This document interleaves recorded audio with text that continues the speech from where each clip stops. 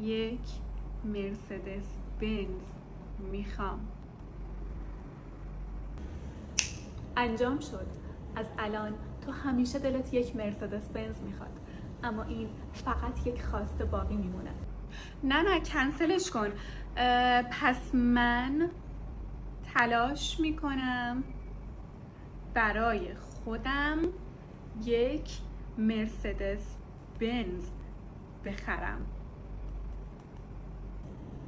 انجام شد. تا لحظه ای که بمیری تلاش میکنی یک مرسدس بنز برای خودت بخری. ای بابا صبر کن. پس من پول خرید یک مرسدس بنز رو به دست میارم. انجام شد. از الان به بعد تو فقط پول خرید یک مرسدس بنز رو به دست میاری، اما در نهایت اون رو نمیخری. خب پس چجوری انجامش بدم؟ ببین، همه چیز در زمان حال وجود داره. همین الانش هم هست. مرسدس بنز یا هر ماشین دیگه‌ای در حال حاضر موجوده.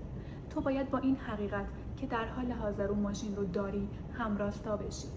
خب پس من خیلی خوشحالم که همین الانشم یه مرسدس بنز دارم. اینجوری درست شد؟ بله، انجام شد.